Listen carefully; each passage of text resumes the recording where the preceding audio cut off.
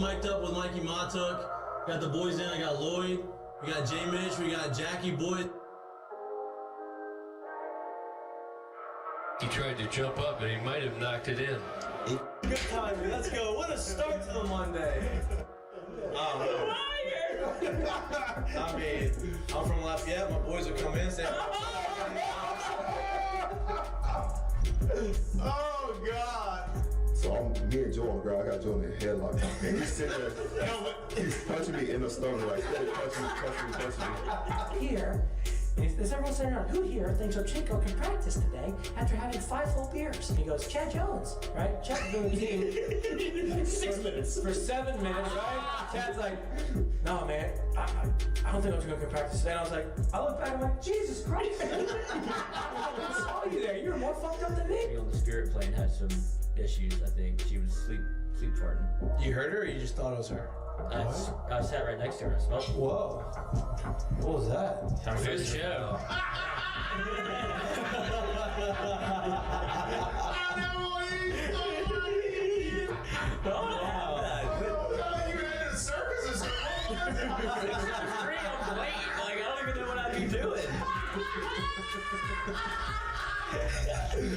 Now, when you do go to spring training, are you gonna bring your chinchilla and your turtle? My dad tell you about it? In the SEC is God, they hate fat people. I mean, I get crushed for that. You know what I mean? It's like, come on, man. Hey, just the South, bro. You got a bunch of food down here. Like they should Players, look at Lloyd. You know what, Lloyd? You're looking for a recruiting coordinator, coach. I'm here. He's like, I'll piss my pants right now. No way. We're wearing gray pants, long gray pants. He goes, I'll piss my pants right now.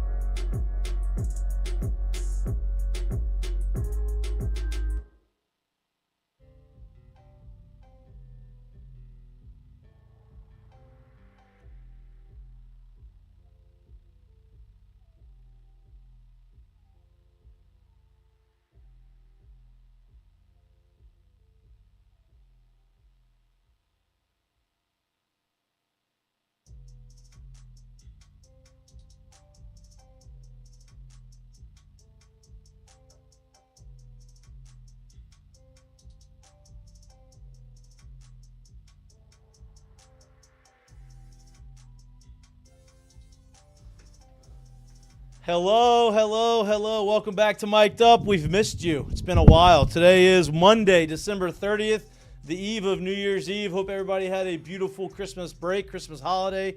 If you're still on the break and you're still on the holiday, because your kids are, just bring that up. Moss that motherfucker right there. Pluck it. Hope everybody had a great holiday. Hope you're continuing to have a great holiday. If you're on vacation listening to us, we appreciate you. If you're not on vacation, you're at home and you're getting prepared for New Year's Eve tomorrow, we also appreciate you. Have a lot to talk about, a lot to recap. Obviously, we've been gone for basically a full week.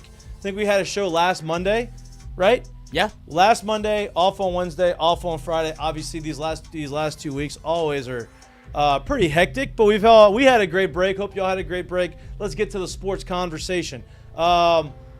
Well, actually, before we get to big announcement. Yeah, before we get to the sports conversation, co-host of our show, the beautiful Jared Mitchell, is live from his new home in Houston, Texas. Houston, Texas. He's a Texan boy. Look, you've been going back and forth across the line a lot. I figured it was the only matter of time before you became a Texan. But you're there. Yeah, boy, we've been having a lot going on the last couple days, weeks, or whatever. So it's been moving around. We're trying to get settled in here, but we are here. You're here. We're doing it. Listen, you're gonna have. I'm gonna get this nice little podcast studio going. It's gonna look nice. We'll have all that going. I promise. We'll get it going. It'll get there soon. And every now and then during baseball season, you make a little quick trip over here to Baton Rouge and come back. Yeah, and see the boys, man. Look, we're 3.5, less than 3.5, depending on how you drive it. Who knows? It's a quick trip, man. It's easy. Yeah, no doubt. We're pumped for you. We're excited. I can fly Joe out there for you if you need help setting up. Yeah, we got some Tell him, come on down. He might be like 2 weeks late though. Joe. Tell him now. We'll just show up randomly one day and then not leave. Actually, you may not want that. Yeah, 4 Hey, give me the key. I'll get in at 9. What No you doubt. mean, bro? Well, look, I thought you was coming 2 weeks ago. What I think this does do, and I did not want this, but now it helps the configuration a little bit more of the room. We don't like the camera situation that we were worried about with the internet and all the cameras. Now Lloyd's gonna potentially have a prettier camera on him, which is great. He's got one right now. Look at that. Wow. Coming to a living room near you. That's it. But yeah, let's get to the sports conversation. A lot to talk about. Obviously, you had the first round of the college football playoffs. I think the home aspect of that was electric. I think you could feel the energy in the playoff game. I think every game, minus the Tennessee game, went as expected. Everybody was talking about, the blowouts, 12-team playoffs, seeds, strength of schedule should matter, all this kind of stuff. Well, at the end of the day, after the first 2 rounds, or the 2 games that really 3 games, everybody thought you could say that. Then after the Tennessee game happened and Ohio State beat boat race Tennessee, Tennessee had no debate on whether they should or shouldn't be in.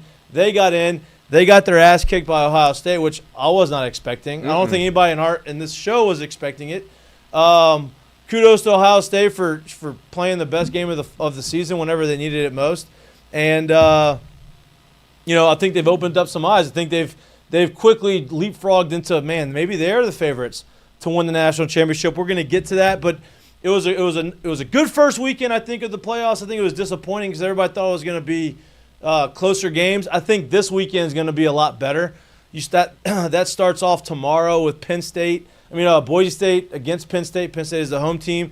Penn State opens that game as 11-point favorites, right? You have a lot of obviously you have Penn State, which is a really good defense, and that's what they've been known for. Quarterback who is very highly touted. That's Lloyd's favorite quarterback in the league. And going up against Boise State, which obviously they run the football with the running back who he's highly touted. Is very highly touted, right? He's potentially a first-round running back, probably going to be a first-round running back. Should be an interesting game. And then obviously before that, you have the LSU Baylor game. Baylor is they're 3.5-point favorites. Yeah. LSU is 3.5-point dogs. I think with all the question marks, people leaving, people going to the draft, I think that was to be expected. But biggest play of the year, maybe.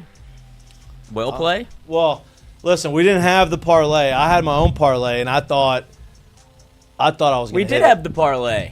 No, we did. Oh yeah, 2 weeks ago. And guess who hit? And you're right. And guess who hit? You're right. You're the only one that hit. You're 100% right. Navy, baby. Yeah, Tennessee. Listen, we thought so much of Tennessee that me and Jared both put them in the parlays. Maybe in hindsight, not the smartest idea. We didn't win. I had another parlay going this weekend that I sent to Lloyd that Lloyd did not respond to. Lloyd was ghost all week, bro. Listen to me. I don't think this man even took his phone to Alexandria. I needed Lloyd to basically. I needed some good positive vibes on the betting side, right? I had a parlay that was like plus. I don't know what it was. It was like over. It was like plus 1,000 odds, right? And my first 3 hit like before halftime, basically. My last one that needed to hit, which when I made the parlay, I thought it was the most slam dunk out of any of them, was the over of the BYU-Colorado game, right? Because Colorado made it very known that all of their starters, including Travis Hunter and including Shedeur Sanders, were going to play. You should have cashed out. I should have. It was like $250 or something to cash out, right? That would have been excellent for you. It would have been great. But then I was like, I thought about it. I was like, man, should I cash out? I was like, no, this is the one that I'm most confident in. And then Colorado throws up a dud. BYU did what they needed to do offensively. I was like, this is great. Colorado did not. They just had to do half of what they needed to do, and they would have covered.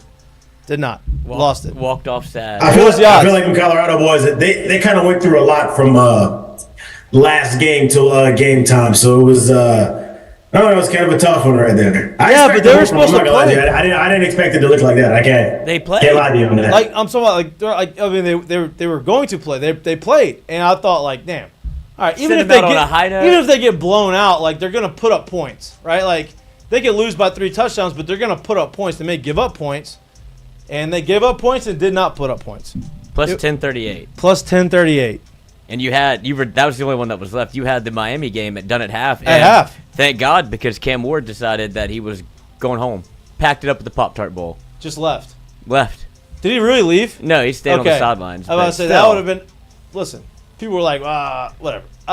Listen, it doesn't bother me. It sucks. Maybe they obviously knew going into the game that was going to be the case. The team, I would imagine. I don't think that did he just pull himself mid-game? After he broke the record for most touchdowns in college football history. Right. I mean, that was, but I think that was known, right? Like, I think that the team probably, same thing as last year when Malik played in the bowl game. That's what I compared it to this morning. Right? No doubt, right? I think that was the same situation. The team's like, hey, you're going to start, you're going to play, you'll play all 4 quarters if it takes you all 4 quarters. You're going to get his record. Exactly. If it takes you 4 quarters to get the record, you're going to play. If it takes you 1, you play 1 quarter and you get out, and that's what happened. So I don't really have any issue with that. No. It's not like the first person who's ever done that. No, and if you're clamoring to see Colin Hurley, you'd probably see the same thing from Nuss. It's not setting a record, but you might see him just play a half. You think? Maybe. That's what I'm saying, but I wouldn't be upset either way. No, but I think he plays. I don't think he's going to play just a half. But maybe because Colin Hurley's the only other quarterback you got on your roster. As of now. But like both those guys are transferred, right? Yeah, Swan's gone, and they're both. You gotta feel like he's gonna play. You gotta feel like you want Hurley or whoever else behind him to get some kind of work. But I also feel like in the back of your mind, you're sitting there thinking, which I don't really know how you go about approaching this, but you got to think in the back of your mind, you're sitting there saying, man, the last thing I want is for this man to be hurt here and him to not be able to go through the offseason program, for him to not be able to be ready for the start of the season. Like, where's the fine line of saying you've had enough?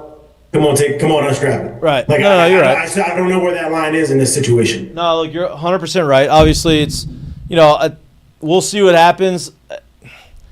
I know he's going to want to play. Sometimes this coach just have to protect the player from himself. I am excited about the bowl game to see all the young guys playing, all the guys in new positions, see what it looks like. Obviously, you have a lot of guys coming back on the defensive side of the football that are going to, and some young guys who are going to assume bigger roles on the defensive line that are going to be able to play. So that's going to be it's going to be fun for me. It's going to be fun to see maybe some other wide receivers that haven't gotten on the field as much this year get more run, which will be nice to see as well. But we'll talk a lot more about that as we go through. This is a long Heineken headlines. Listen, we've been gone for a minute, so we got to get back into the swing of it. And this is long Heineken headlines. Let's run through it. Quinn Ewers rumored to go to Notre Dame. Yes or no? Like, is that going to happen or not going to happen? Is that true or is that not true? Is it just conjecture or is it real? Or is he going to go to the draft? A lot of people are saying no to the draft. What's his name? Kade Klubnik coming back. That's a whole other topic that we're going to get into about LSU now having to go to Clemson to start the season with a mobile quarterback, which LSU obviously did not know how to defend this year. We'll talk about that. I don't know. I think one person might be able to fix that for you. That kid's coming back. And that's the other. That was the next good segue, Lloyd. Harold Perkins is that man you were talking about. He has returned, announced he's returning to LSU. I think that's a huge pickup. Obviously, the talent is immense. When he went out, some may argue the defense was better. I think the defense will be better next year with him on the field. He's always having that type of talent on your team and ready to play is always going to make you better. So it's going to be an interesting offseason. It feels like going into next year, the defense is supposed to be pretty nasty. And that's exciting because we haven't said that in a long time.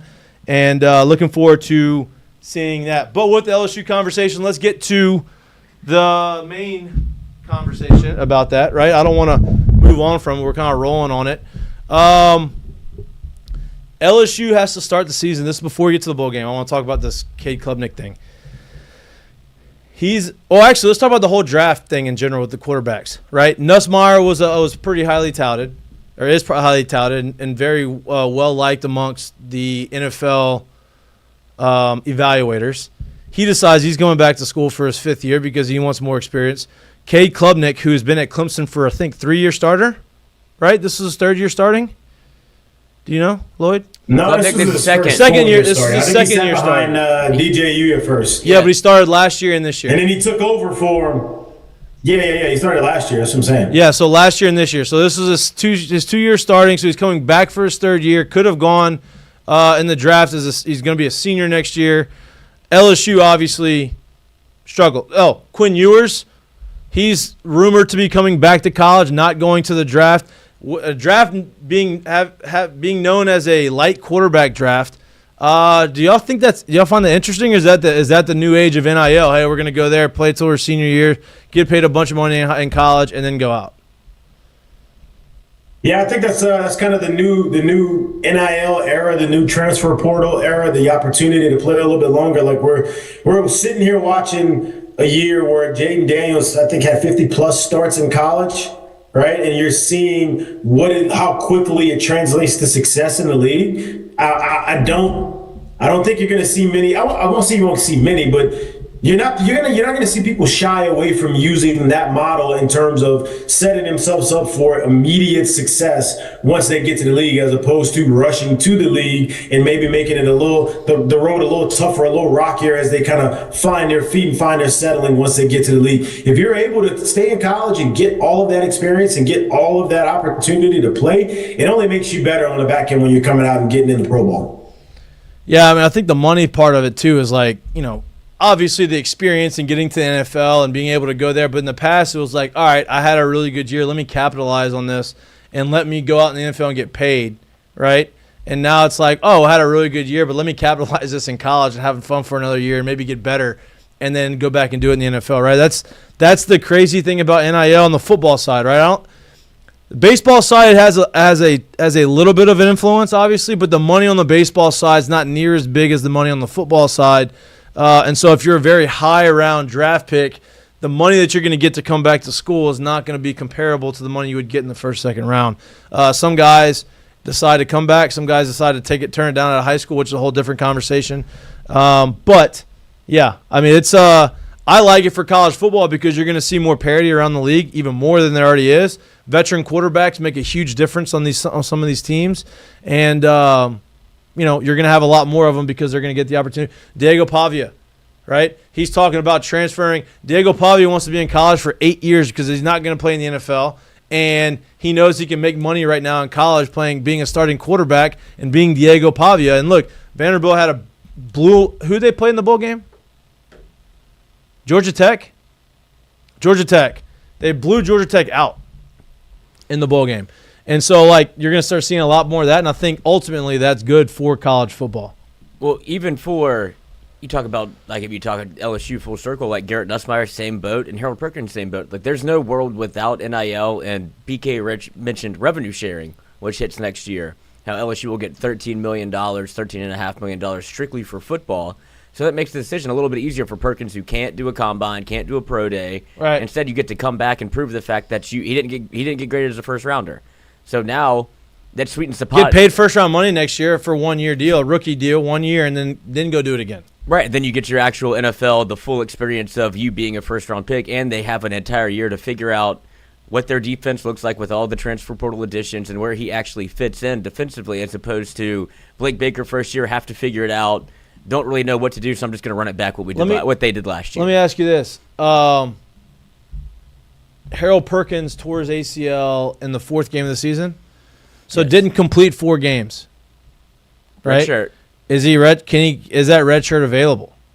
I would imagine so. Or is it if you play in 4 games you're not eligible, or is it more than 4 games? No, it's more than 4. So you can play in 4. Yeah. So you can get red shirt. Not that it matters, but run it back again. Technically he's a red shirt sophomore. And John Emery can come back. Is that a for sure? Yeah. I know they're working on it. Is it for sure? Yeah. Okay. Yeah. Is he coming back? Of course. He's working out at LSU. Well, I mean, it doesn't mean he's coming back. We've talked about this. Yeah, I'm speaking it into existence. Okay. All right. Fair enough. Need him. We do need him. It'd be great. But it sounds like fake reporting. I'm talking it into existence. Yeah. Well, that's not the definition of journalism there, but that's we're not a journalism. Never claimed to be. Yeah, we're not. You mean you were in journalism, right? Didn't you go to school for that? Yeah, they thought I went to journalism school.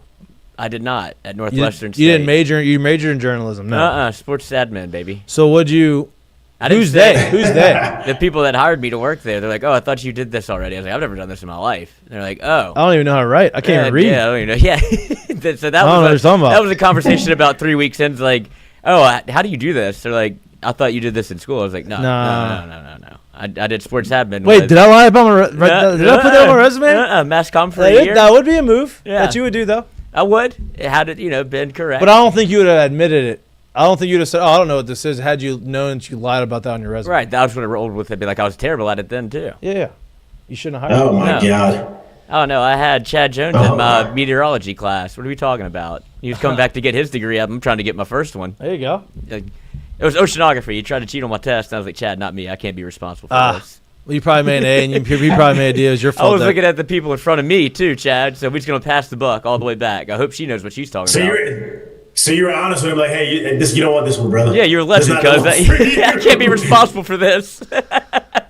I need to see you out there on Saturday. You don't want this one. My first time cheating off this girl, so I don't know what she knows either. I told you what happened when I. No, oh my God! I'm not gonna out myself. I think the teacher knew I was doing it one time. Yeah, in high school.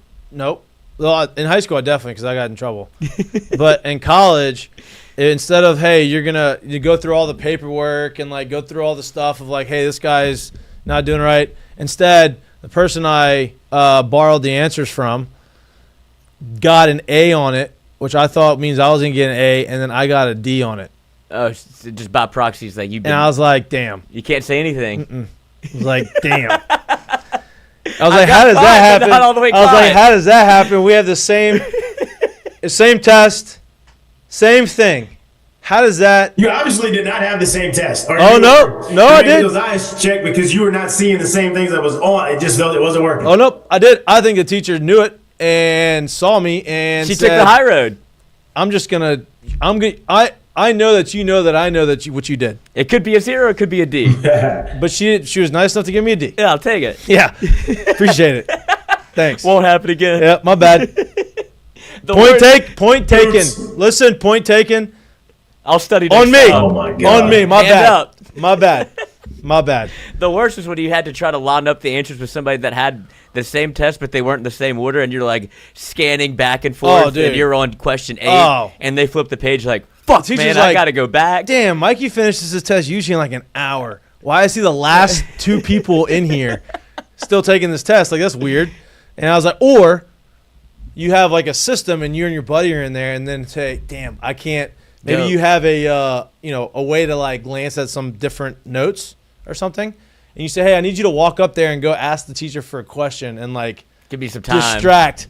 Yeah. Oh, listen. Ocean's 11. Listen, there's the old Stockton and Malone.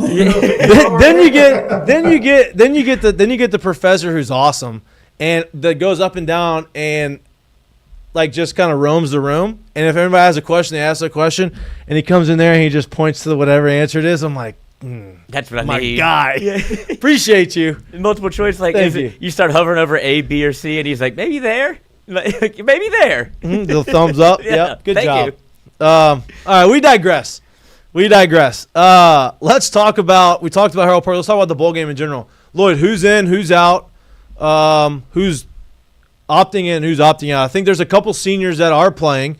And there's a couple guys, seniors or draft guys who are not playing, right? Obviously, the both tackles out. Kyron Lacey out. Who else? DJ Pickett there, but can't play. Well, obviously. But I think that's valuable practice for him. Obviously, going to bowl prep, you get to see that. You get to see what it looks like preparing for postseason football. I think that's always good going in. Yes, and you do have seniors that are going to play, and this is Josh Williams. As we all expected. I think that was yep. For some reason, we're like, well, of course he's going to play. Yeah, why would they? Yeah, he has never not shown up for LSU. So Josh Williams is in, and his last game as a Tiger for his 6th year is Alexander, corner, going to play. Yep, that's a good one. And then Braden Swinson and Savion Jones both going to play on your defense. And here's the thing. I love that because this gives you one more opportunity, right? Like when you look at a draft, listen, if you're a top a first rounder, they're going to go through all of your film for as long as your whole entire college career, and they're going to nitpick stuff. But if you're kind of like a 6th, 7th rounder, 5th, 6th, 7th rounder, and you go out there and you ball out in a bowl game, and then you go ball out in the Senior Bowl, and it's like, okay, what have you done for me lately? Let me look at your film. Okay, now look how good he got at the end of the year whenever he was kind of tired. I think that's a huge thing for seniors. Right, Jay? Yeah, it is huge for him. But I guess my question to y'all would be, just what if these guys chose not, like, if this game was played a week earlier, this game was before Christmas, December 21st or something like that, do you think you still get the same participation as to? Because I think some of it's probably got to be, too, like those guys understanding that those first couple bowl games or the first few rounds of bowl games, people don't really lock that much into, and you're not putting that much stock into it. So at the end of the day, yeah, it is an opportunity to put more on tape, but how many people are really putting stock into it? When I look at the totality of your season, am I really paying attention if you played in the Pop-Tart Bowl before or the other stuff? Yeah, how much do you think these guys are in this game? Because it's hey, this is a New Year's Eve game. Like this, there is a lot of people who's still going to be watching. There is a lot of people who's going to put stock into how you show up and perform in this one. Yeah, I think that's probably something to do with it. I think that the guys who are playing, I think, in my opinion, I think that they would play no matter when the bowl game was, just because none of the guys that are playing are guaranteed top 3 rounders, honestly. Maybe Braden Swinson. That would be the one. Maybe Braden Swinson's a 2nd, 3rd rounder, but that was the only one out of those guys that, maybe has a chance to get drafted in the first 2 days. And so I think anytime when you're in that situation, anytime you can put more film on the tape, more tape out there, I think that's a good thing. Yeah, but I do see what you're saying. Me Dave, too, because, 100%. Yeah, because even I get lost in the wash of how many bowl games they're on, when they're on. You're playing a bowl game the same day. Who played the Pop-Tart Bowl? Miami and UNLV. Yeah, I know that. No, not UNLV. Who was it? It was Miami and wasn't UNLV. It was You guys are making my point. Y'all are making my point. No, I know. Yeah. But it was. I bet it because it was the over. Oh, Iowa State. Miami, Iowa State. Yeah. And yeah, Iowa State. I bet the over, and that hit at halftime. I wonder if that's a thing in some of these guys' mind. And I know what the coach speak about it would be, but I wonder realistically, when the doors close and there's no more of that thought, when it's just the individual, how much are these guys thinking like, man, this one don't matter, or because it's a New Year's Eve bowl, this one does matter. I just wonder. Yeah, I know. Well, especially in LSU's case, because it is the same day as a college football playoff game, so and it's the one right before it leads they're into looking the forward. Boise State game. And so I think they're already going to be locked into college football, and LSU notoriously has so much talent. And the one example I would make of this is Brian Thomas Jr. Like, I think he got a lot of run because of what he did in the bowl game. Because Malik goes out, then it's like, all right, it's Brian Thomas's team. Boy, what a weekend for LSU wide receivers, Jesus Christ. What a year. And I don't want to take it if it was going to be one of my. I have a million curtain calls. I actually prepared. Had time, right? I had one. Lloyd ended up has the same one, so I was like, oh, don't worry, I got like 3 other ones. And then, so this is not actually one. So you can, if someone has this, I don't want to take it from you. But does someone have this one? No, take it. LSU wide receivers, actually, not even just LSU, Louisiana wide receivers born in Louisiana. Number 1, number 2, number 3, number 4, and number 6 in the NFL. 5 of the top 6 guys, five of the top 6 wide receivers in the NFL are from Louisiana. Actually, South Louisiana, all 120 miles apart from each other. How wild is that? And the other one that actually, the only one of those that did not go to LSU is CeeDee Lamb and went to Oklahoma. It's pretty wild. It's pretty crazy. Yep. All right, LSU had 4 of those 5. Yeah, 2 of them are rookies. You had Jamar Chase with 1,600 yards, Justin Jefferson with 1,300 yards. Jamar Chase first in the NFL in yards, Justin Jefferson second, Brian Thomas as a rookie. Third. Sixth. Oh, sixth. With 1,179. And then Malik Neighbors rounds out the top 10 with 1,140 yards. It's wild. And look, all 4 of those, both of them play, like 2 of them, they're pairs. They both were pairs. They're pairs. That's wild. And that's where you get. And to Jared's point, which I know he's about to make because he makes it all the time, it's a great point. And Both of those wide receivers, both of their quarterbacks won the Heisman Trophy, and both are balling out in the NFL, right? So we talk about Nuss and talk about how good Nuss did this year and how excited we are to look forward to next year. Nuss did this without those pair. Any one of those pair. Like, he didn't have one of those. He had one game. He didn't have one of those two He guys. had one half with both of them. Yeah, and look what happened. Yeah. But the point is, you want a guy under center, but you also need the guys out there getting open. And Jared's been hammering that point home, which is a great point. Yeah, but they should just get rid of Nuss. He's not a good quarterback. He's not good. We need to. He makes bad over. decisions. We need a new quarterback. We need new things going on because we're never going to win a quarterback. We're never going to win a championship with a quarterback like that. It just needs to be done. Yeah. No more of that. Yeah, but instead, cooler heads prevailed and said, "Hey, Nuss, come on back. Watch this. We're going to go get all the top wide receivers in the portal, most of the top wide receivers. We're going to go get Nick Anderson, who double-digit touchdown catches freshman year, hurt, really kind of maybe hurt, maybe not really hurt. Soft tissue issue. Transfers, redshirt's freshman, right? Because he's redshirt this year? Yes. So redshirt freshman coming into LSU, experienced big receiver. Didn't have that this year. Didn't have the big body. You could call Kyron Lacey the big body receiver, but this one, Nick Anderson's better. Barry Brown, supposed to be one of the most electric athletes in the portal from Kentucky, come here. You got the kid from Destin Hill. Florida State. From Florida State. Obviously, a Louisiana guy comes back. I think that's some experience and some depth. But you're bringing in more talent, and you're bringing in guys. You got Chris Hilton coming back. He stays healthy. Now you got the entire field. Hey, you and Chris Hilton keep doing this a few times in the offseason so that it doesn't take y'all 4 games to get the timing. We saw it happen at the end of the year whenever they figured it out. Saw it happen in the bowl game. So now they're putting some guys around them, and I think that the offense is going to look pretty special, especially with some more of the additions, not skill position players. You got a center, big addition, right? Braylon Moore, Virginia Tech, huge addition. Some will argue maybe the biggest addition on the team, right? Because what that does is it gives your center, who was not great, got a little bit better towards the back half of the season, but not great. You move him from center to guard potentially. Now you got experience, but now he's at guard, which is an easier position. Your other guard who got thrown into the fire got better towards the back half of the season. So now you got all this experience, plus you bring in a veteran center, and then you bring in a veteran tackle, which I think is the big one, right? You bring in this guy from Northwestern who's got 3-year starter over there, which is a huge addition. Huge. Josh Thompson appeared in 31 games. There you go. At Northwestern, started 21 times. He's played both offensive tackle and offensive guard, so a little flexibility there. But that had to be some of the things that they talked to Nuss about. Is like, give it a beat. We'll be able to. Yeah. The NIL deal obviously was massive because it's been reported on. Oh, what 3 about $2 to $2.5 million. Really? So he finally gets, because he was on the back half of quarterbacks that were NIL paid or what have you. He finally gets broke off a little bit. And then you surround him with the talent that you've added, not only offensively. Damn, 2.5 for a year. He ain't getting that probably in the draft his first year.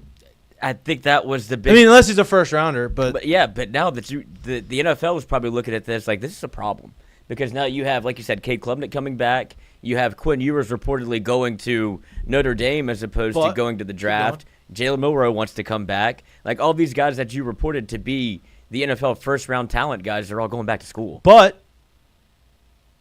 Jared, I want you to interject in this, Jared. I don't really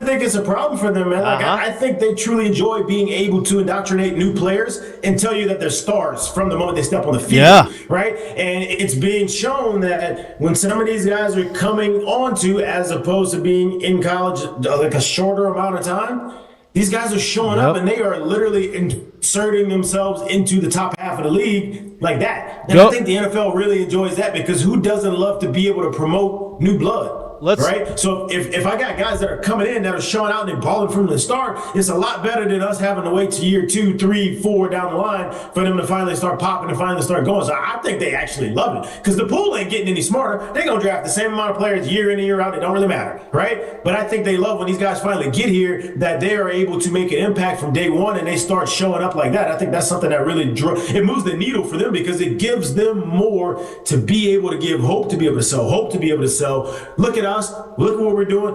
Look at these young guys. Look at where the league's going. It's only going to keep getting better. So I'm glad you said that. That's exactly where I was going to go with this, right? Let's look at all the top quarterbacks right now, young quarterbacks in the league right now, right?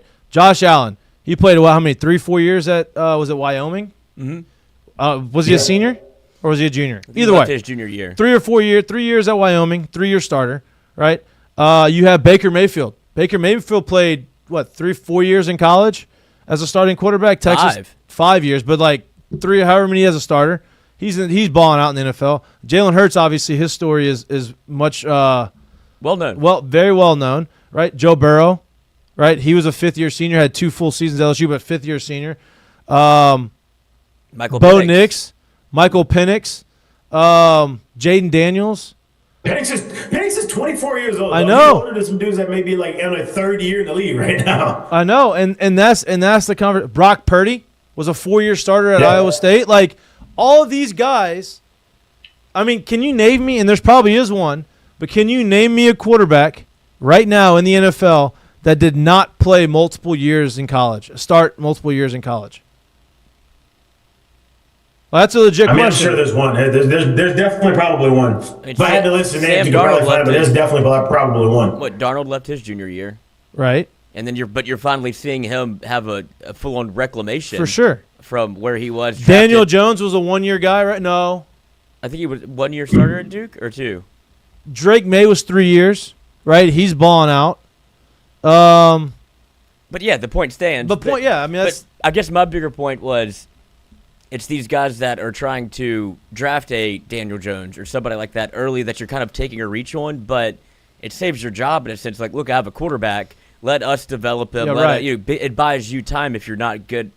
Good at your job every year, and now they're not that many available. We didn't talk about this side too, but it's also giving front offices the opportunity to say, build it the right just way. Like you said, I'm no longer rolling the dice as much. I feel like I got something that's more of a proven commodity once it gets to me, especially if it gets to me healthy and not like it's damaged goods. So I think they're enjoying the fact that there's more tape, there's more proven information that is on these guys once they get to the league, and that's what's helping them kind of get there and hit the ground running. And I think there's a lot of I don't want to call it experience, but there's a lot of proof is in the pudding, right? Recently, there's been a couple quarterbacks who have been left for dead in the NFL. High draft picks, supposed to be really good, didn't really pan out the way they wanted to pan out, still has some talent. Got an opportunity somewhere, whether it be because somebody got hurt or they needed a gap year, and took advantage of that opportunity, and now are bona fide starters in the NFL and playoff quarterbacks, right? So I think with that, combined with these guys going back to school and becoming older and being older quarterbacks and turning down the draft, I think it prevents a lot of these NFL teams who say, damn, we need a quarterback, to go out and reach for a guy that maybe they shouldn't have reached for, and let's go get one of these guys that maybe they has the ability to be serviceable or potentially be really good for a year, and then go and get those guys. And so I think free agent quarterbacks who want an opportunity, I think that's a really good thing for them. Yeah, I definitely think that, man. We're showing the resurgence of the quote unquote failed quarterback, if you will, right now, and these guys are showing that there is still value left in them with the right situation, with the right coach to be able to go out there and do what they need to do, especially guys that were high draft picks, and showing the ability to kind of get over their early struggles, get those bad habits out of there, and make it work at either stop 2 or 3 or somewhere down the line. So I think all of these things are kind of working in some of these guys in the league right now in their favor as they kind of grow and mature a little bit. So if we're watching it with guys grow and mature that are in the league, why wouldn't you want the grown and mature to be coming to your league as opposed to the really young again? So I think they're enjoying it, especially at the quarterback position. Agreed. But yeah, somebody in the chat, who was it? Mac Washington, the first name he brings up is Anthony Richardson. You see how that goes. He played 1 year at Florida, and you're like, well, the talent's immeasurable. Yeah. Right, the talent's I'm there. going to take him in the first round, and then you see that I'm tapping out when it's 3rd and goal because I'm tired. Yeah, listen. If you're a Colts fan, I mean, none of us down here are Colts fans, but if anybody listening is a Colts fan, can't happen. That can't happen. 2, Pat McAfee, big Colts fan, played for the Colts. and lives in Indianapolis. Man has built his life in Indianapolis because he played for the Colts. He went in on the Baltimore Colts. They used to be the Baltimore Colts, but Indianapolis Colts. He went in. Wrote a damn blog on Twitter. Yeah, it was great. But that's part of the things that he was referencing was Anthony Richardson coming out. Like, this thing was broken. I tried to tell you. Y'all would tell me I hate the Colts or what have you. But it's like, I know what a good franchise looks like. This ain't it. And let me ask you a question. I think I know the answer to this, and I think I know what you're going to say. Do you believe – I believe what he said he firmly – 1 million% believes, right? And that's, like, his actual thoughts. Do you think that he had a conversation before he wrote that with somebody close to the program and so they said, yeah, do it? Yeah, I believe he would do that. I think that happened. Like, you think that was, hey, nobody knows this is coming, or hey, this is what I'll have. Do you think I should send this? Is she gonna post this? And they said yes, because they agree with that, and it's a great way to have this conversation started. I mean, he's had the GM of the team. I think it's possible, but he also said, I saw something where he also said he's no longer going to be a season team. Right, he said that. He's also just like, hey, y'all tried to crucify me all year by saying I'm not a fan, and exactly what I told you was going to happen happened. So it really don't matter. They don't pay my checks. Y'all gonna stop talking about me like this? Boom! I'm gonna let them have it. Yeah, and I'm not gonna buy it. I'm not gonna spend all that money on this on-field suite that you love me having, and give you all the publicity that I have on my show. This is a bad look for the Indianapolis Colts. For this kind of a product, if you will. And he's never gonna say this, but he is the hottest guy in sports right now as far as favorability, popularity on every single network. You know, people are quoting his stuff, trying to copy him. I mean, he was an inspiration for us to do this. And you have that guy who is a diehard fan of your team, who is a promoter of your team, one of the better promoters out there, and you're going to do that. Doesn't make a lot of sense. It can go both ways. What do you mean? Like, I don't have to be positive about this whole thing. Like, I can tell you what I really feel. Right. And it's like, all right, fine. Do you want me to be a fan? That's what fans do. Yeah. Fans, I mean, how many times have we sat in here off air? Because you try to be positive on air. Yeah. How many times have we sat off air and been like, ugh. Yeah, like we stink. Right? I'll be honest with you. I think he's gotten to a spot with his show and his business, the way he's grown it to where, I mean, he said it multiple times. He doesn't have a boss. His show does numbers. He makes the money that he makes from it. I don't think he cares one bit what anybody from the Colts organization has to tell him about what's being said. I think he's literally just speaking his mind at this point. And he's probably been wanting to say it ever since he's been getting just roasted for saying the things that he was saying early on. He's probably just like, just the day y'all get eliminated, I'm going in. Mm-hmm. No doubt. And listen, here's the deal. He's not the only – this part of the season, it's the end of the year. You can't say this middle of the season because you got a long year left. You have a potential to maybe get hot. Maybe you figure it out. Something happens, rallies the squad, and you win. When you get towards the back half of the season, you're eliminated. You just had an embarrassing loss to a bad team, right? A team that hasn't won in, I think it was like 9 games in a row, maybe 10 straight games, whatever it was. And they eliminate you. All you got to do is win.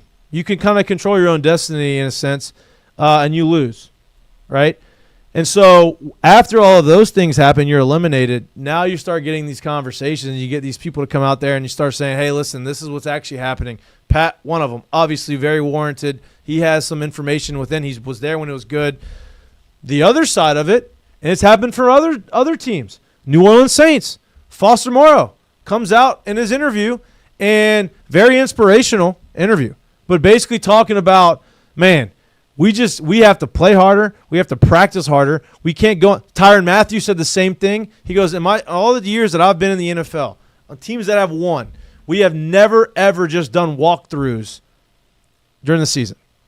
Basically, he's saying the Saints, every single day in practice was a walkthrough. No contact, not full speed, all this kind of stuff. Foster Moreau, in his interview, echoed the same sentiments.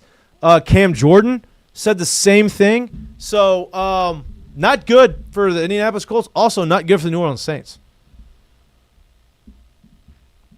Yeah, I mean, that kind of stuff never works, man. Like, you can't expect people to know what full speed is if you're never going full speed. You can't expect people to be able to play at that level if you never practice at that level. And I think that's really hard for some people to understand. But yeah, those kind of things, it sounds like it's such a minor thing. And it sounds like because we're in a stadium and there's 70,000 people in there and they're screaming, there's lights, there's music, it's loud, that you just get up and you're ready to play for it. You're not. You have to be able to do these things when nobody's looking. You have to be able to do these things when the situation's small, and you have to be able to do them consistently and over again to put yourself in the best place to be when you do get to those Sundays or those Mondays or those Thursday nights. And that's what the practice is. That's what the work of it is. And the crazy part is too, is like a lot of people don't understand. First off, to even get to the NFL, you have to be a supremely talented human. But you sometimes people forget, and maybe you lose sight of, doing all of that work, it sucks.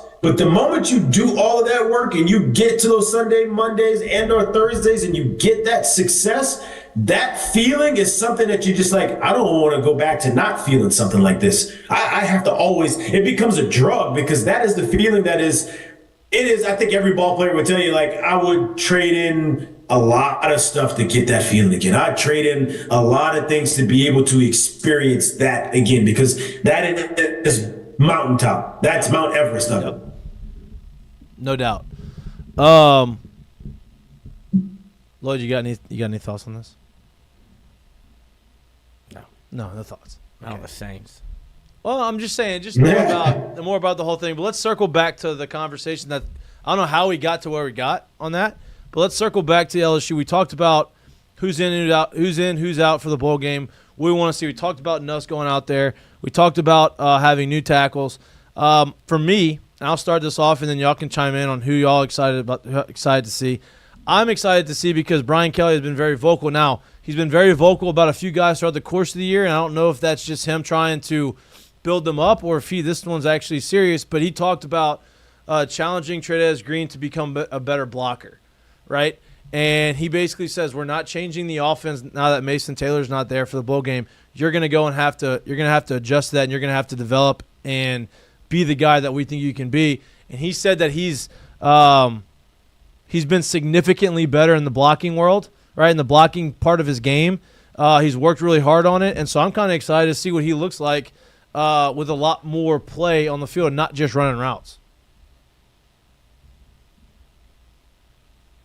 Lloyd, you or because I do think that's a big part of his game too. If he ever wants to be able to grow as a tight end, and that part has to become a main part of his game as well, it's something that he's going to have to do, and it's obviously something he was never asked or tasked to do. As like we're talking about, coming up in the game and coming through high school in the ranks. But yeah, you leave a Mason Taylor, someone's going to have to step in that spot. And if you want to be on the field as a tight end for the vast majority of the plays, your ass gonna have to block somebody. No doubt. And so I think understanding that this is a big part of him, and if he can now understand that and realize that, hey, Mason is now gone, this is a step for me to be able to step up and start putting myself and asserting myself in that situation.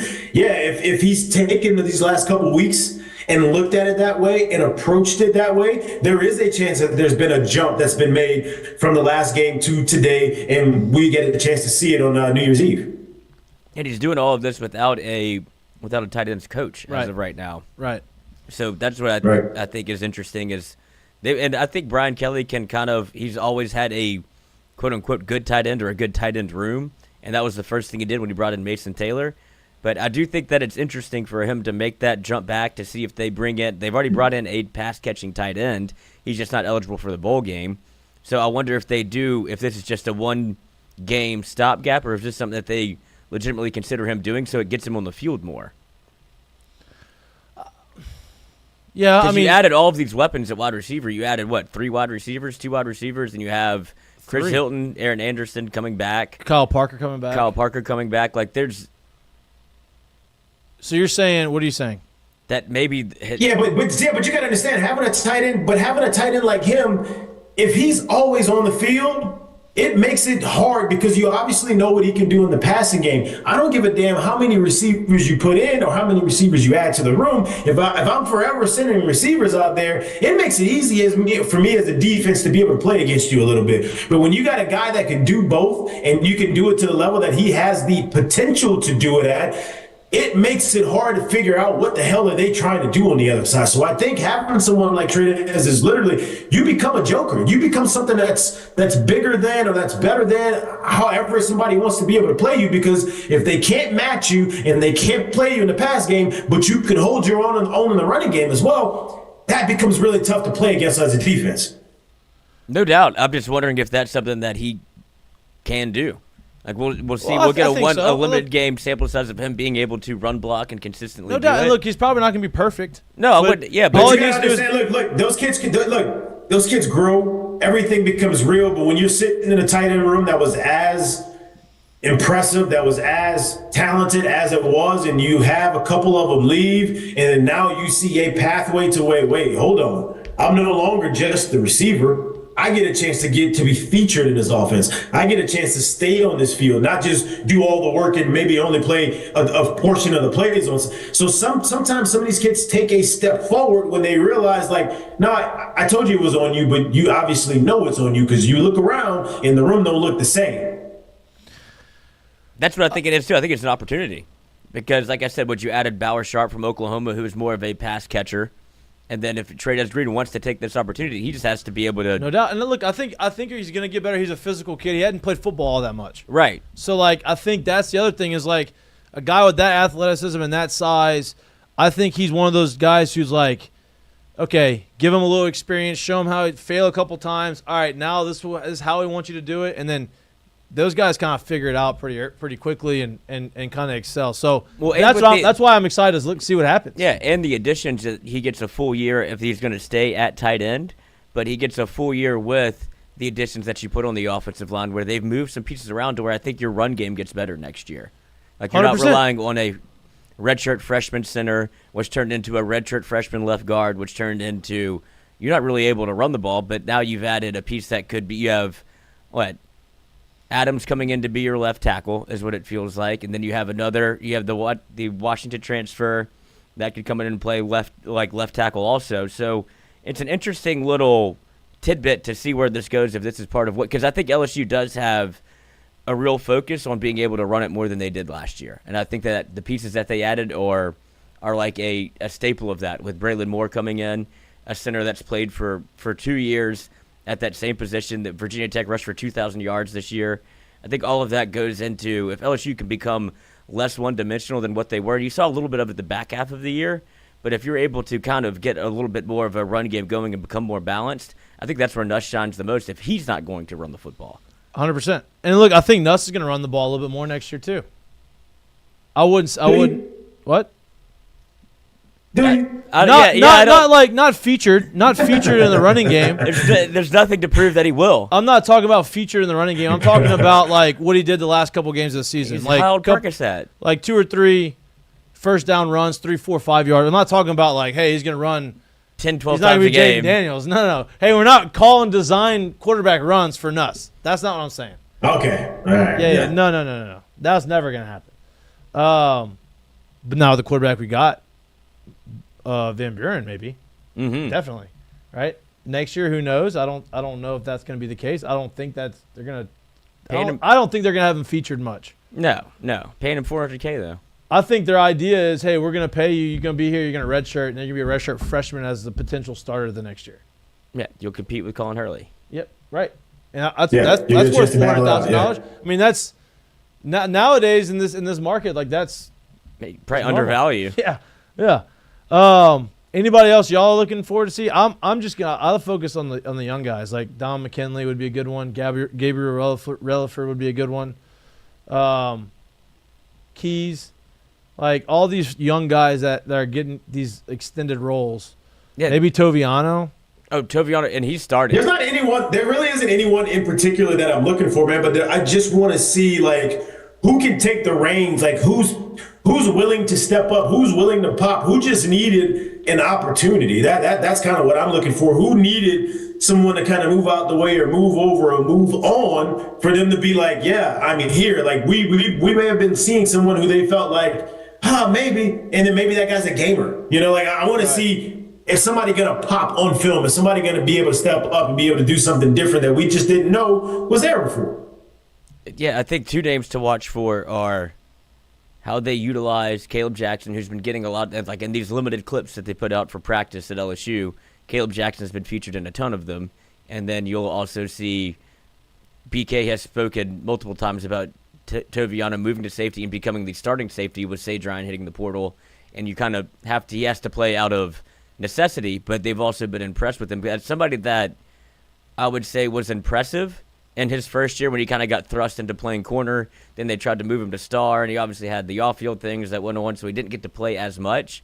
But now when he's needed and they move him to safety and they say he looks good there, that's something that I'm interested to see how he performs. I know it's a one-game sample, but if this is a permanent switch, then it kind of helps you on the defensive end with an athlete that you know can run and he's not afraid to hit, all the things that you look for in a safety. And there's obviously the rumors out there that LSU is still in play for a safety in the portal. They're just currently in the college football playoff. So they know who they want to go after? That's the extent of my knowledge. I thought they couldn't talk to anybody on rosters. Well, they can't, but Yeah, they high can school talk to football they can coaches. talk to their agent. Yeah, and they're high school football coaches. Right. Yeah. So that's where I'm because what we've said all along, the number has been 15. They're at 14, and if they want to add one more, that would probably be a safety. I think they could probably add 2 or 3 more. I don't think they're done. I don't think if there's 2 or 3 other people that they believe that can help their team and they are available, I think. Oh yeah, it They're just gonna felt go like after the it. way that they've planned this thing out and the way they've allocated the money. It feels Yeah. like they're right on track for what they wanted to do. That's exactly what they want to do. And if they want to add more in the one, what would you say the one position of need is absolutely safety. Safety, and I don't think they would be completely upset about adding another offensive lineman. But I think they're happy with their young guys. Yeah, the young guys are where that makes it. Because Yeah. you've recruited it well. They're all just very young. Yeah, I think they're happy with their young guys there. So And linebacker maybe, because we were talking about this earlier, and I'm interested to see what they do with the middle linebacker spot now that Penn has to leave.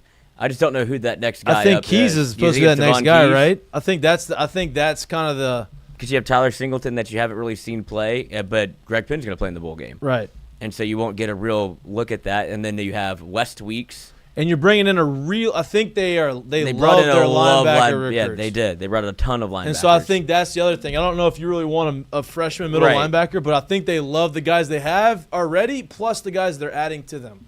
I think with Witt and Devon Keys in the middle, I think you're good. And you got Harold Perkins coming back. You remember that? They played their best defense with 3 linebackers on the field this year. absolutely. Right? And so I think it's going to be Perk at star. probably the best. Listen, and I want your input on this when I say this.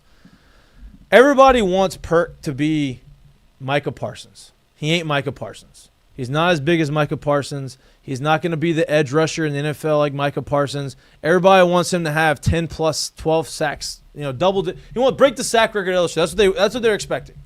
That's not him. I would love to see him use his athleticism, make a shit ton of tackles, maybe have 3 or 4 sacks in the course of the year, few forced fumbles, maybe a couple interceptions. Like, do what like Isaiah Simmons did, right? Play everywhere. You're athletic enough. Why don't you go and do that? I think that more suits his talent than, hey, let me just put you on the edge and let you try to go underneath the offensive lineman when they realize all you got to do is just stiff arm you down and you can't get around them. Oh, yeah, they schemed him out towards like the better Yeah. teams when LSU didn't play well whenever he was playing well his freshman year. The book was kind of out. You could just either run away from him or run right at him. And it took Harold Perkins effectively out of the Right. game. And so that's why I think they wanted to put him in a position to where he would be more around the action, but he got swallowed up doing that also. So I do think that whatever they deem the star position to be, where Major Burns played it the majority of the year, I guess that's where you give him a go. I'm still of the ilk that I'd like to see him play safety, but I want him to drop down back to 215 and go run and make plays. I mean, I would love them to play safety. I just don't know if that's. Yeah, I don't know if that's in the cards either. But I absolutely love, like, I hope the time he got to spend away from not playing ball has helped him, because watching the game, learning the defense, if he was actually still locked in and engaged in these meetings and on the field and on the sideline and things that he should have been doing, if he's actually still engaged and still learning, and I think getting a chance to see Whit Weeks play the position he did, not only knowing the defense wise, but seeing the angles that he took and doing things like that and understanding how to play, that position a little bit better. I think if he took to that stuff seriously, you will see an absolute monster next year wherever they put him. Because there was a lot of times, you got to remember, as the star and or as the edge, however it was early in the year, where they put him, where he was in and around the play, but he wasn't finishing the play because of maybe not the greatest of angle or maybe not doing those things just as cleanly and as sharply as he should have. And I think if he starts doing those things, and if being able to watch someone play the position the way Witt played last year, man, it can help him a lot. I really do think so. Because Witt is that one guy that's going to push him. Witt is that one guy that's going to be the competition within the building for him. And I think something like that pushes a guy like Harold Perkins to go out there and play even better, to go out there and step up his level a little bit more. And I think having that something for him, I think is huge for him. Yeah, no doubt. And I think, when you're watching film or you're trying to learn how to get better. Hey, this is what you do. This is what you don't do. This is a mistake. I think when you're in the middle of it and you're in the grind of it, it's a little bit harder to digest it because you're trying to survive out there. Like you're trying to do things that make you that you're good at. So you're trying to enhance those while trying to mask some learning of the weaknesses, on the fly. Right? Same thing when you're like a hitting slump. Like when you're trying to work on something and a new swing. Damn, I got to do this, and you go out there and it's like, damn, this doesn't feel right, You're going to revert back to what – you may not be the best, but you're going to revert back to, okay, at least I feel like I'm competing now, right? Most comfortable. Exactly. And then when you have a time to step away and you look at it and you're like, okay, now I can work on this risk-free or I can learn this risk-free. There's no urgency right now to say I have to know this by this weekend. Let me learn it. Let me stay locked in. But then let me see what it looks like on the field and say, okay, if I'm in there, and I think that's why a lot of these guys that get hurt see it from the sidelines and come back and are better because of that. I mean, like this might be not the best example, but it's the most recent one that I've seen. Look at Bryce Young. He took 2 weeks off, and he comes back. He's like, oh, this is the first overall This pick. is the guy. Yeah. Okay. Now I can exhale. I can take a little deep breath, take a beat, and then, boom, ball out. It all comes. Yeah, it kind of slows down for you in a sense. Yeah, no doubt. So. It's going to be exciting to watch him, see what he does. I think that with the defense being better around him as a whole, I think makes him better, right? Allows him to freed up to be the guy that he wants to be. Because they added 3 edge rush guys. Like even in the portal, you guys had. That's my point. Yeah, the crazy white guy from Florida. You have Butler from Nebraska, and then Peyton from Florida State, who is kind of like the edge. Go get me 10 sacks. Well, he's the guy that you bring in that could potentially, we're going to go have double-digit sacks. The other guys are, hey, we're going to be able to get after the quarterback, and we may be able to package this thing, get some pressure there, and then now Harold Perkins is able to make the plays behind me, right? Because the guy from Florida is known as as a motor guy, high motor guy. His guy's not going to stop. He's going to run through a brick wall, and that's what you need, right? And so that combined with all the other guys you have, I think it's going to be, plus the freshmen.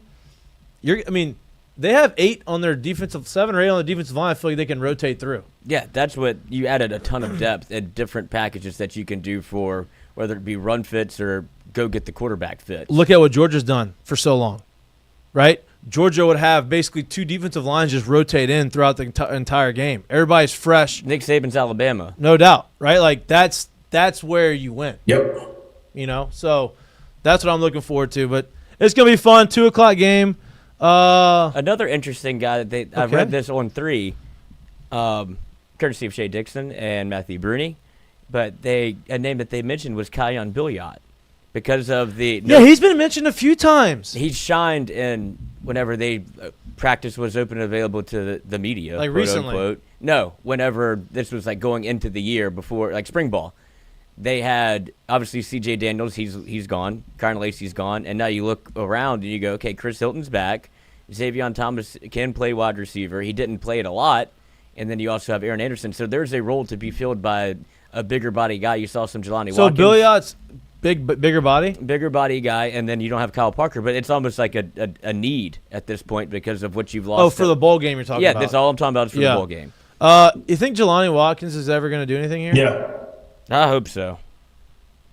The absolute burner. But he came in, and I think Jared noticed this first, was How much he weigh? Yeah, And track guy. Yeah, it's smooth 155, 160. Yeah, track guy. But he's getting some reps, obviously, like I've seen from the practice clips that they're putting out from LSU and like some of the open media availability where he's playing. DJ Pickett was guarding him. But that's another guy that maybe gets a little bit of overrun. He was hurt. He got hurt in like fall practice. He had an ankle, and then it just never really matriculated from there. So another guy that can absolutely fly, like trackguy.com. Right. Let me ask you this. P.J. Woodland didn't put his name in the portal, right? He's still here. No, that was it might have been an in then out situation very quickly. But he stayed here. Yeah, Bernard Causey left. But Woodland's here. Woodland's here. So my point is, like, that's one guy who, like, Where did Causey go? Portal. Yeah, they haven't announced. He hasn't announced. I don't think he's been. They haven't announced it. Okay. He may not be as highly touted as he thought he would have been in the portal. Oh, I think he just saw all the names that were being added. Yeah, no doubt. And he was he was somebody that LSU took as a project. Yep. He was another guy that, as Jared said, light in the ass. He was. Well, that was why I brought up P.J. Woodland, right? It's like nobody's talking about him. He was very light in the ass when he got here, but then he played bigger than he was actually in stature, right? Like he was on there, he made some plays. Obviously, he's a freshman, so made some mistakes. I think that's another. I mean, you have a lot more experience on the defensive side of the football than you did over the last 3 years. Yeah, LSU should be. They're in a good spot for all of what. Top 10 team preseason? No, you don't think? Mm-mm. I think they'll have to, especially if people top 15, top 20, top 15. They might get in on name alone, but you have to factor in the Clemson game, maybe. Right, but top you 15. also have to factor in the additions. Exactly. But you have to the see portal what it looks additions. like I mean, first. they did that with Ole Miss. Yeah. Ole Miss had the meltdown 2 years ago, or last year. Was it last year? 2 years ago. And they go after the I think it's LSU that game. worst the top 15. I think it's that worst the top 15 team coming in, and I think simply because of who you bring back at the quarterback position. Yep. Like he's going to be one of the top three, if not one, situation sitting there saying like, "Hey, this is who we expect to be the guy at the end of the year." Yeah, I think it's a top 15 team at least. Yeah, I agree. I think they could. I don't think there'll be a top 10. It doesn't matter, right? Honestly, it kind of does. The first game matters. After you win the first game, after that, but like the preseason ranking doesn't really matter. What were they? 12 going into this year? 14 maybe? I don't know. I think they were ranked 12 or 14, but then you see the loss and it kind of moved them a little bit, but that was the USC. You have the same situation coming up. Yeah. I think Clemson's better than USC technically on paper was this past year. USC had a bunch of question marks.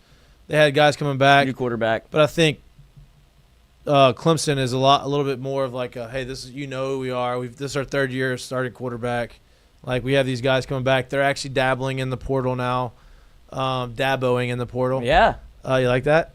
And anyway, it's gonna be interesting. The preseason rankings doesn't really matter, but LSU puts themselves. I'm telling you, it does in a sense because it keeps you around the conversation. Yeah. But like you've seen it where teams that if you lose that early, shit doesn't matter when you play in the SEC. Right. Though. If That's you my do what point. you need to do in this goddamn conference, you will be where you need to be at the end of the year. If you're going to sit here and say it does matter, it's because you're expecting losses and you're expecting multiple losses. Right. Okay, that's the point. Then yeah, it does matter. But if you're going to get in this conference and do what you need to do, the preseason truly does not matter. No. The only thing that matters is like doesn't matter where you're ranked, but if you beat Clemson, you give yourself a lot more leeway throughout the course of the SEC season. It's like, damn, okay, if your only losses were you're gonna have the conversation of Ole Miss. Is it Ole Miss? Was Ole Miss, Alabama? They all lost just in conference, right? And so you're gonna have that argument. Hopefully, you don't have the 3 losses. You don't have to worry about it. Whoa, but you're gonna have that argument to be had as well. All right, let's get to the college football playoff. Before we get off this, obviously the first round or the second round quarterfinals round is what it's officially called. Starts tomorrow with the Verbo Fiesta Bowl. no, Right? It used to be Tostitos. yeah, Damn. that's what I'm saying. Ugh, Tostitos Fiesta Bowl sounds way better than the Verbo. Fiesta Bowl. What does Verbo do? It's the Is that a home renter? it is. It's like like Airbnb. Yeah, Yeah. I know what Tostitos does.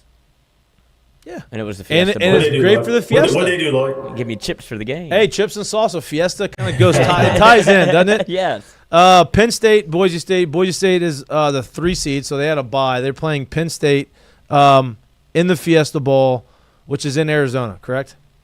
Yeah, Glendale. Glendale. Come We know back about to me. Glendale. Not Palmdale. Glendale.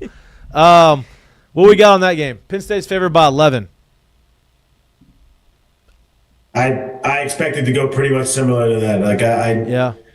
It'll be interesting to see how Boise State can run the ball, but I'm expecting Penn State to win this game. I just think it's gonna kind of expose the I guess the current format that it is, where the 4 conference champions gets the first bye, and there's gonna be more cry for that to obviously get fixed the way it should. I think Boise State's had a great year, and obviously they've done well. I'm just not exactly sure that this is going to be the game for them. But I will tell you this: how much would we love to see these still be on college campuses, though? That'd be way better. I know. I think that's gonna get changed the next No time. way. The next time, you don't think so? No, there's way too much Money in this. money. Yeah, Verbo's got to get paid.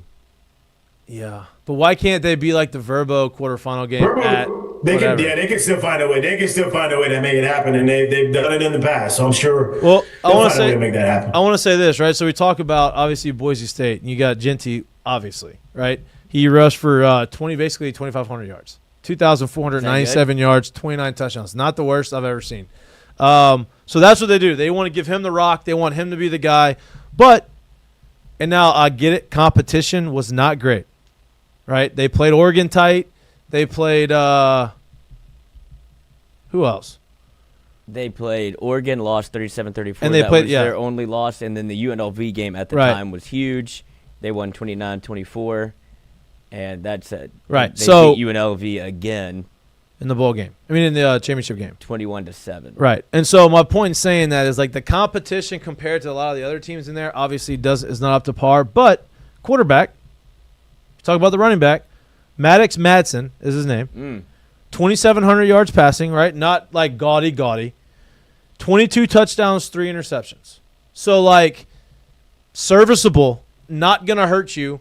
Also has the ability to, if you need him to throw a couple, 2-3 touchdowns in a game, has done that throughout the course of the year. Now, Penn State's going to be by far the best defense they've played all year, I would imagine, right? Based off. I mean, not by far. I mean, they did Oregon. play. They did play. Yeah, but how Oregon good's earlier Oregon's this year. defense? Not by far. That's all I'm saying. I don't know. I don't know. I mean, I don't know how good Oregon's defense is. That's what I'm saying. That Oregon defense held that Ohio State team to what, 24? What was it? Yeah, I will say that Ohio State before the Tennessee game hadn't really scored much. I'm not disagreeing with it. I'm just saying I don't know by far. Yeah. It's fair to say. Okay. As of December 27th, 2024, Oregon's defense is ranked 9th in the country for total defense. Okay, so maybe not by far. I take that back. But this is going to be arguably Yeah, sure. the best defense they've played all year, or top 2 defenses they've played all year, right? So how does that game travel? How does it play? Are they going to be able to run? Because if they don't run the games, I don't think Madsen's the guy that you want to rely on. I think he's a great complement to your really good running back. Yeah, over-under is 53.5. So they're expecting it to not be super High score. high scoring, right? Like 53 in college is, Low. I mean, is it low or is it like right in the like average? You're sweating out 28-21. One more score, and you're over if it's a touchdown. Well, so I think it's about average. Average. I'm staring the under dead in the face. Because Yeah, I like the under. I love unders from Penn State games because they're going to play they're gross and so nasty football, boring bad. football. And they keep getting Where's this game being played? Glendale, Arizona. Come back to me. Yeah, give me the over. Indoor turf is finally fast again. Give me the over. I'm taking the over. No weather, dome. Well, they could open it up. They're not going to. No weather. Give Maybe me the though. Actually, over. it's perfect time in Arizona right now. Probably feels great. Feels beautiful. Yeah. Yeah. Give me the Okay. over. You like the over? You like gonna you like Penn score? State 11 in the over. I think if Penn State does, Look what they did in the what was it, the Big Ten championship game? Yeah, he scored 37. yeah, I think if Penn Give State me the over. if Penn State does cover the 11, I think the over hits. I do believe that. What are Drew Allar's numbers? I just don't believe. It's like I said, it's hard for me to pick this game because I watched him play one game against Ohio State, and I was like, neither one of these two teams are good. And now, I will say Ohio State figured it out a little bit when they finally figured out that. Well, they said, "Hey, let's run the football and throw it to our best wide receiver." Yeah, you have a 5-6 star wide receiver that's like not getting any touches, and when he does, he scores. Yeah. So that was a big brain. And they ran Will Howard a lot more. Yeah, which I think is good. Simplifies the offense for him. He's thrown for 3,000 yards, 21 touchdowns, 7 picks. Like that is blech. Right. But he's got all the measurables, Lloyd. He does. That's what they like. 6'5". He's a grinder, competitor, leader. We'll run it. Yeah. All right. What other games do we like? Because we have to get to the other games because Wednesday show's January 1st. Depending on when we have the show or the time of the show, obviously there's other games that are going to be on. So let's talk about all the other games before we get to our seggies. Do we want to talk about LSU Baylor? I thought we did a little bit. Okay. I mean, do we? I mean, what else do we need to talk about? Let's talk about the game betting-wise? Yeah. Okay. LSU catching 3.5. Yep, catching 3.5 points. Over under 60.5. I like the do I like the over? I don't like the over, I don't think. Well, there's so many things that you haven't seen. You'll have I know. From offensive line's going to be different. Brian Kelly has too many unknowns for me to take that over right there. I'm taking that under. No doubt. Me too. Yeah, because we can't even decide if Nussmeier's going to play the whole game. Right. I don't like it. Yeah, I don't like the over. He has, per John Eads of WAFB, has Brian Kelly speaking on names to watch for tomorrow in the Texas Bowl. Weston Davis, Tyree Adams, Cohen Eccles, Kyan Billiot, Deshaun Spears, Javian Taviano. So that's three offensive linemen. That's why I'm excited to watch the game because that's 3 young offensive linemen that they like. I think that's why you haven't seen a lot of offensive linemen being taken in the portal because they really do like those guys. Huh? You just got 2. Right. But 2 like older bona fide starters. Right. Like those guys are going to – but the other 3 spots, you still have the ability to put some of these young guys in. Yeah. So we're off the over at 60.5. I'm off the over. Do you like the over? No. You don't love it. I don't love the over, but I do love LSU. You like catching 3.5? Absolutely. Brian Kelly takes these things seriously for one reason or another. I don't mind the 3.5. I think defense is going to play a little bit different than people think. Yeah. I think they're going to play well. Me too. I think defense is going to be playing a lot better than people are giving them credit for. I think these young guys, we talk about having an ability to watch it from the sidelines. Like Deshaun Spears played a lot of run early in the year, had not had a lot of run in the back half of the year. Now he's going there, hey, starter. Show us what you got. Toviano, show us what you got. I think, those guys are going to be able to, and then you got the 2 cornerbacks. Zy Alexander still has to, he has a lot to play for. He's trying to make an NFL team. Stamps, obviously, hey, all these guys coming in, hey, don't forget about me, right? Like I'm still the guy on one side of the field, and you got both defensive ends playing. And you got Weeks. And you could play his brother if you want. And Keys. You could play West if you want. Yeah. Bowl games don't count towards your eligibility. Oh, they don't? Mm-mm. There you go. So that would have been nice. That would have been nice 4 years ago. Oh, we'd be doing some litigation right about now to see if we can retroact. There would have been some paperwork filed. Yeah, Diego Pavia style. Yeah, to see. Hold on. Hey, that counts? Yeah, it shouldn't have. We had a wide receiver playing quarterback. Which was electric. Threw 3 touchdowns. He did. 1 to Chris Hilton. Wild. Last play of the game. Unbelievable. That's crazy to think about. No doubt. All because you were like, if that doesn't happen, you're looking at you're portal hunting and it's not the President Van Buren. No doubt. You're going for somebody like a big fish. So you like 3.5? You like LSU 3.5? And I like the money line. No under though. No, I don't. After all, it's just too many moving parts to decide what the points are going to look like. But I do think LSU will play inspired defense and play to win. I agree.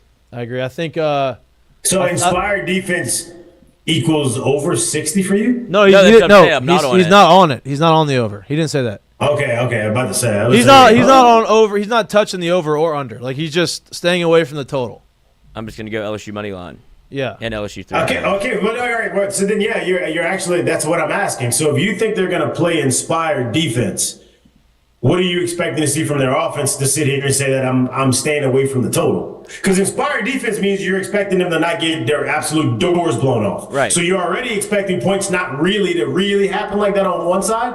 So what are you expecting offensively from the other side that you want to stay away from the total then? Too many unknowns, too many new faces in places they haven't been yet. If you're talking about Billy, Well, I guess his point is like if that's the Okay, case, so you bet the unknowns unders. unknowns would lean towards Yeah. they're not going to be able to move the ball and score like that then, right? Right. That doesn't usually lean towards I'm going to light up the scoreboard then. Right. I don't think that's why I don't know. I don't know if it's going to look excellent. I would prefer to stay away from it because that's an option. Because what if they do? What if everybody figures it out and then all of a sudden just Baylor looks- just yeah. looks like terrible and now LSU scores 50 points by themselves? I Which do- I don't think it's gonna happen. I do but- think Baylor's catching a little bit of favoritism here, being 3.5 point favorites because of how they finished the year with 6 straight wins. Dave Aranda being defensive minded, Right. all those things kind of play a factor when Yeah. they know as much as we do about these two teams and Right. what it's going to look like. It's a lot of unknowns to bet a total on, but I trust the fact that LSU has its quarterback coming back and is going to play another year, and some of the faces that are in familiar places, like some of the spots doubt. that you lost. I can palate that. No doubt. All right, let's get to the other games before we get Texas, Arizona State. State. Texas favored by 13. I have it at 12 over here. This is on ESPN. Oh, Yeah. ESPN bet's always 1 point off. Okay, so 12. 12, the official sharp book of. I got Arizona State covering right here, honestly, man. I think so too. I don't I like that one. You don't like him covering? No, he does. Oh yeah, I think No, so. no, I do. I Yeah, think like so, I do. too. I just feel like Texas is a good ball club. The way that Arizona State wants to play is they want to be able to run the ball, which only shortens the ball game as it is. If they're able to do it with any kind of success, I'm not saying that Scadaboo has to go out there and run for 150, but if they're able to do it with any kind of success, I think the quarterback's good enough to be able to make some plays in the pass game. I think they're good enough to be able to hold the ball and sustain some longer drives, which to me seems like they're going to keep the game somewhat close. I'm not actually sure that that's going to really look like, hey, they got a chance. They're in the game. Right. But I just see them being able to move the ball and to be able to keep the score relevantly close, if you will. I agree. I agree. I think Over under 51. Yeah, I know. That's just ugh. That's what I would stay away from. yeah, Scadaboo's gonna have to go full high school. no doubt. I think obviously the two most interesting games for me. I do real quick Okay. on this Texas Arizona State. Do you think that this Quinn Ewers smoke has any Bearing on this? any bearing of how he plays, or like any thought of how? I guess just his. Obviously, he wants to play well. I don't think that changes, but just the fact that like I've been pretty much shown the door here. Yeah, I don't It's think tough so. to be a quarterback, and that happened when they're like, y'all obviously want Arch to play, so right, go but ahead and play him. they're also saying, hey, you are the guy. Like you have a chance to go win a national championship. I don't think that's going to affect him. I don't. What's that do for my legacy at Texas? Yeah. You know, I think it's his legacy, just his legacy in general. Go to Notre Dame. Well, that's the next thing, right? We talk about the games that are interesting to me is Ohio State, Oregon. Ohio State's the 8 seed, favored by 2.5 on bet. What are they favored in your 2.5. Ohio State favored over the number 1 seed 2.5. That's Only crazy undefeated to team me. in college football is in Oregon, and Ohio State's favored. And I think it's because of what they did against Tennessee. Now it was at home, right? This is the Rose Bowl. Brought to you by Prudential. Yeah. They won't ever get away. 5 o'clock kick. Nice Yeah. little sun in the background. No doubt. No doubt. They'll never move off that time. No, I love that. You got 12 o'clock. No, never. Texas, Arizona State 12. Then you got Ohio State, Oregon 4. What do we like in that? Do we like Oregon? Do we like Ohio State? I loved Oregon up until last week. Ohio State kind of like made me think that Maybe. maybe this is their year. If they come out and play if they play this revenge tour type of football again, like I'm on Ohio State in this game. I really am. The attitude that they played with and how they were able to play that game against Tennessee, I think if you're able to recreate that and bring that back, I can tell you right now, they're not gonna be matched on the other side of that in this game. I think we should put a together a parlay, like not on the show right now, but like for these games? No, I've got an easy one. I'm gonna go Oregon. You can go money line parlay. Money line parlay with Oregon, LSU, and the Bulldogs. Okay. Money line. Well, that's what we can get to. Before we get to that, right? I think I'm with you. I think Ohio State wins. I think they kind of figured out how they want to move the ball and how they're going to score. They figured out that we probably should get the ball to our best player. I also know how hard it is for a team to beat a team twice. And last one was 32-31. Right. I'm hard pressed to bet anything on Oregon with what I'm hard pressed to bet on Ohio State. 1 game sample size, sure. Also, slippery field at the Rose Bowl. Yeah. Always a little bit tough Yep. track because they We'll make see. it look too pretty. No doubt. But give me Oregon. Okay. And I think there's a lot of like you Oregon said, money line, Oregon 2.5. Might as well take money line. might if as you well can take money 2.5. line at this point. It's money line parlay. That's it. So I can take Georgia money line, and it makes it all work out mathematically. There you But also, I do wonder if it put a lot of credence on what Ohio State did against Tennessee, sure, but freshman quarterback in a big spot, away game, cold weather. No Haven't doubt. really been in any No of those doubt. spots before No doubt. against a 6th, 7th, 8th year quarterback, and Dylan Gabriel, who's going to could potentially set the all-time touchdown record with 4 more touchdowns. Yeah. So I think Gabriel being able to kind of command more of the game as opposed to putting it all in a freshman's hands, I think that Oregon probably they feel like they're on a title run with Yeah, I agree. all the content that's been put out around it. Yeah. Dan landing in a big spot against Ryan Day, who's a loser. I think I'll take the Ducks. It's gonna be a fun matchup. And Chip Kelly, Jared? maybe Chip Kelly revenge tour. Maybe. Jared. You're asking me who I'm taking? I already told you. I'm taking Ohio State this game. Okay. Ooh, I think they won this ball game. against the room. All right. I do. I like think they Ohio won this State ball too. game. I know it. I'm on an island. Yeah. I thought Notre Ducks Dame. flew together. Notre Dame, Georgia. Georgia favored by a point. Give me the Bulldogs. That is the easy one. Yeah, I like Georgia even with their backup. Their I like backup's a gamer. You know what I mean? He just looks. It- He got his eyes knocked in the back of his head. He's ready to go. He's a gamer. Need to take that lick to get ready. Yeah, listen, he's up now. He's ready. Yeah. You know what I mean? He's ready. Give me Georgia in this one. I have no idea how this thing's about to look. Ugh. I'm just taking Georgia in this one. I think it's gonna be. I think you're gonna see the best Georgia's defense has played all year. I really do. I think Kirby's. Hey boys, our is guy's us. out. I don't know, Coach. So you're telling me this is going to be a better defensive performance than when they went to Texas and absolutely dog walked? That's what you're telling me. You think it's going to be better than Potentially. that? I think it could be similar to that, if not better. Yeah, I think Notre Dame is worse than Texas. I think it could be. But no, Yeah, I'm not Jared. saying that. I don't think we're talking about the same offenses. So like, No, right. We'll see. Okay. I mean, I listen. I think part of that, and I think it's like, hey, Kirby saying, hey, boys, our guy's out. Our offense is we're gonna do what we need to do. Y'all are gonna have to be old school Georgia Bulldogs. Like, If I they need you to play go like eat they people. did against Texas, Yeah, this yeah. thing is over at Yeah, half. no that doubt. was the best performance I've seen of any defense No this doubt. year. It was No doubt. And They did it against Clemson too. Yeah, it was impressive. It was impressive. And It was impressive. I think that they've realized, especially with their quarterback not only out, Carson Beck, I feel like that's a kind of more of a headache gone than anything. Who declared for the draft? Declared for the draft. Beck is the lone quarterback going to the draft. You have Shador. It's Cam, going to work out for him. And now Carson It's Beck gonna is work out for him. The unbelievable, like undoubtedly third quarterback. It is taken. going to work out for him. Unbelievable. He's capitalized. Yeah, no doubt. But what they did with old Gunner, Yeah. I mean, it wasn't bad. John He Stockton. threw a terrible interception. Yeah, he did. But I mean, that's a tough place to come in for the first action of the year. but it showed that they trusted to throw. No it. doubt. They let him sling it. So it's going to be a good football game. New Year's Day, I'm very excited about New Year's Day. I'm very excited about these 3 games. back to back to back. And you got the nightcap, the night game the day before. It's just give me a great 2 days. LSU midday.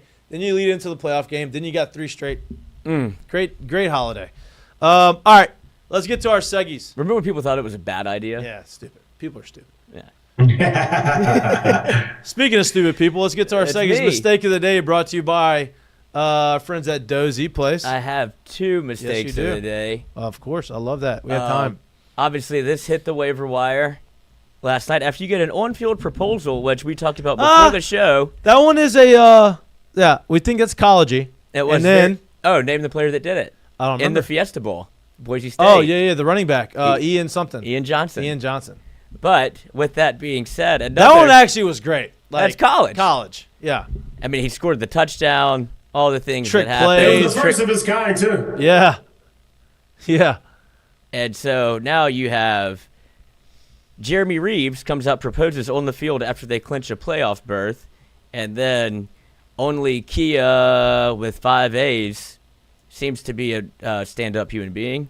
Oh, no, not the same man who was in my DMs trying to fly me out and fuck me. I think the fuck not. And I would imagine that would be Jeremy Reeves. So a little bit, couldn't even enjoy his proposal for Well, and here's the thing, like, obviously, maybe real, maybe not real. And he tweeted about it, goes, some people would just love to lie.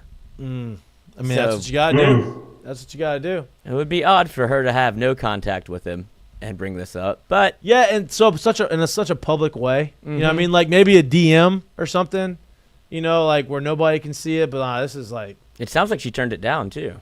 Out there.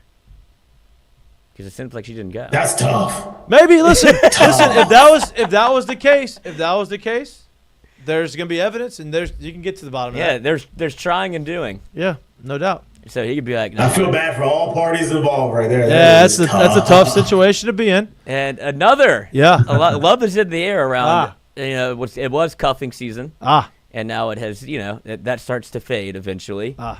Texas cheerleader charged with poisoning classmate's goat. Whoa. Intentional torture. Aubrey Van Langenham was arrested late last month and charged with cruelty to livestock animals after police say they saw security footage of her giving toxic pesticide to a classmate's goat using a drench gun, a tool generally used to administer medicines to goats and other farm animals. Wow. Prosecutors say the goat, named Willie, rest in peace. He died? Died. Damn. About a day after he was allegedly given the toxic pesticide, experiencing symptoms like Now, Willie convulsions G. and respiratory distress. Very sad. Before untimely passing away, they allege Van Langenham intentionally and knowingly tortured a livestock animal. Happened about 20 miles north of Austin. Aubrey has already confessed to poisoning the goat, allegedly admitting that this was her second attempt, but she claimed the animal's owner's daughter was a cheater. Was a cheater. The daughter. So the daughter. Yeah, I don't know if this is like a love Did she have a boyfriend that the daughter cheated on her boyfriend with her boyfriend? That's kind of what it feels like. But wouldn't you go revenge? Wouldn't you go after the boyfriend? At least she didn't poison a human. Yeah, you don't want to, like, goats are great. Don't want to poison the goat. But like goats are terrible. If you poison the goat, I think the sentence is charges is less than if you poisoned a human being. Right. So before Willie was killed, police say Aubrey searched for information on her phone about lethal poisons for animals, and also how it goes. Also asked how to clear my search history. Van Langenham was released on $5,000 bond. So is that like the you think that was like the warning? Like, this is what I am capable of. That's tough. Like the gateway into murder? Is that what you're talking about? Oh, maybe, yes. Yeah, I mean, yeah. This could be your first. Like, damn, there's gonna be movies made about you. It started when I was killing goats. Now I'm poisoning people. She's like Dexter. Have you seen Bad Monkey? Yes. Like Eve in Bad Monkey. I'm like on the last episode right No, now. I have not seen Bad Monkey. No, I have not seen Bad Oh, it's actually Monkey. great show. Yeah, Vince Vaughn's in it. It's on Apple TV. It's actually great. I haven't seen it. I haven't seen it. What do you want me to tell you? It's a white people show. It's great. I enjoyed it. Yeah.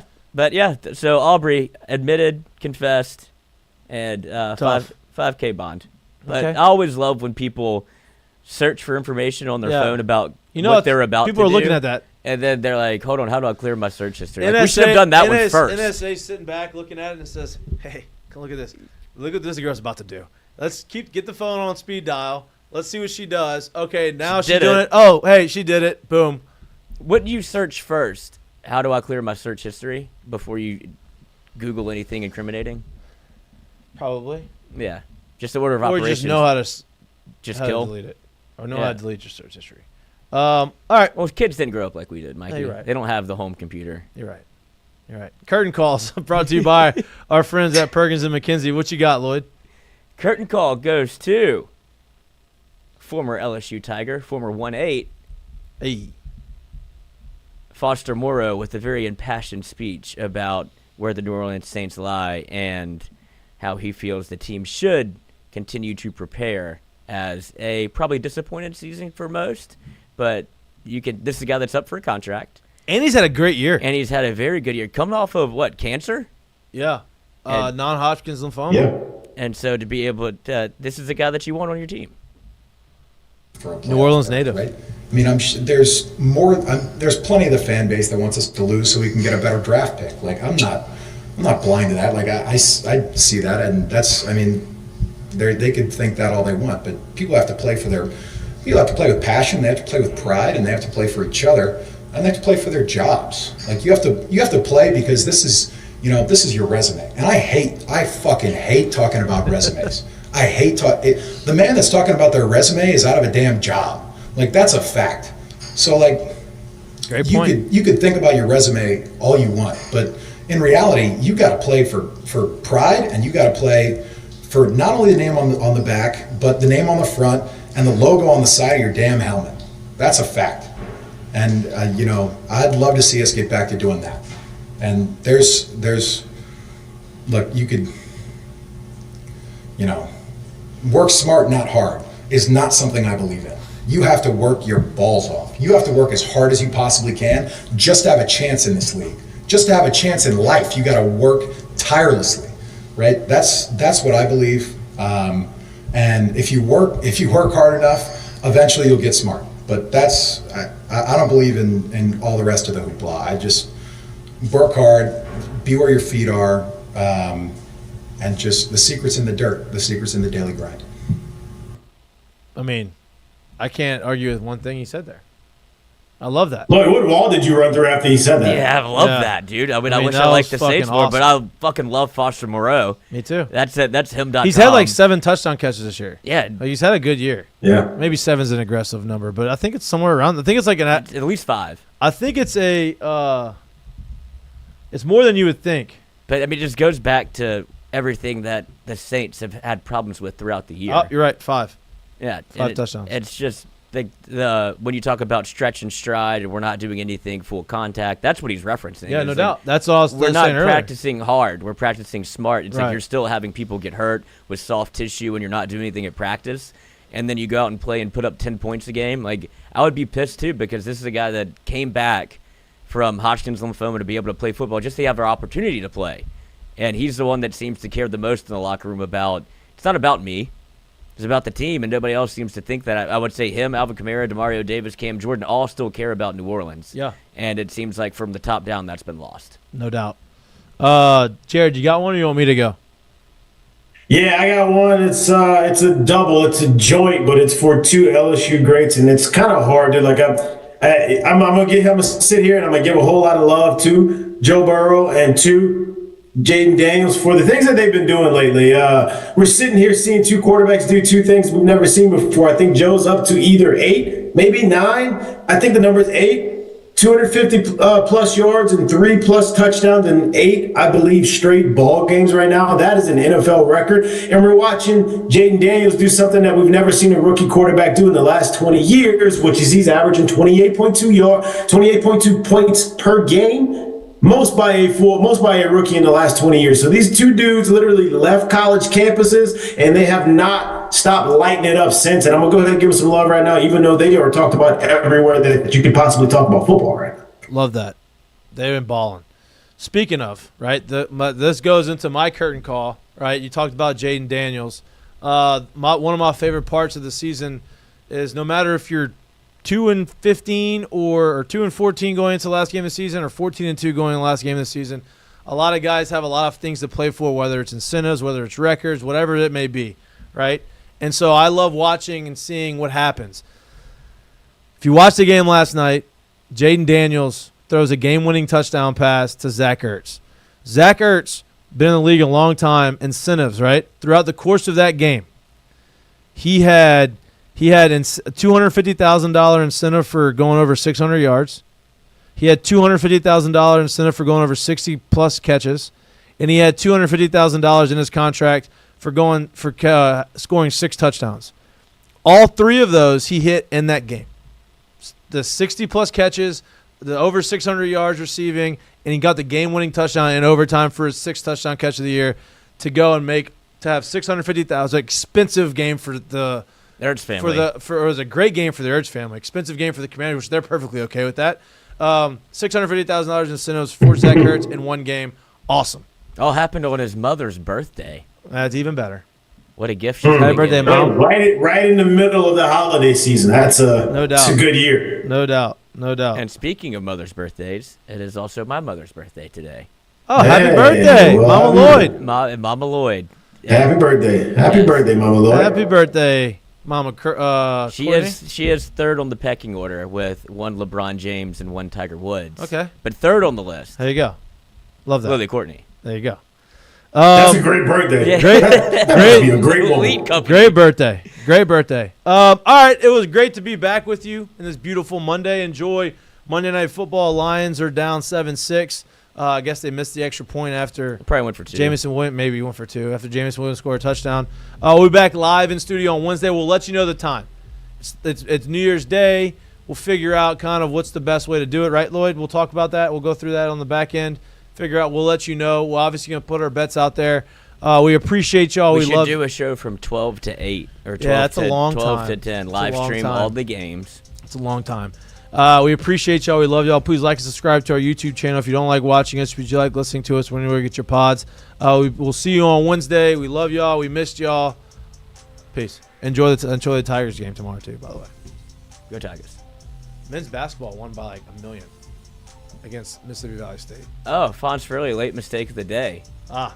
Louisiana sheriff who got caught nutting into cupcakes his wife was giving to her students. Oh, I remember that. Bro. I remember that story. He got 100 years. She got 40. Wow. Wow. Wow. That's disgusting. That is gross. Okay. Wait. Wow. Appreciate y'all for saying happy birthday to the Mama Lloyd. She'll appreciate it. Mama Lloyd. Love y'all.